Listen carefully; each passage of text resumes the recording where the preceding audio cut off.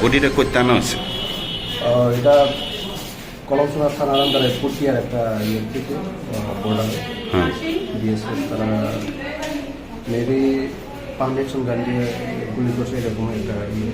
আমরা এই খবর পাওয়ার পরে আমরা থানা থেকে থানা হসপিটালে আসে এবং দেখি বডি উনি নাকি বাংলাদেশ ন্যাশনাল, নাম ওনার এমডি আলামিন, পটিয়া বাংলাদেশ ন্যাশনাল।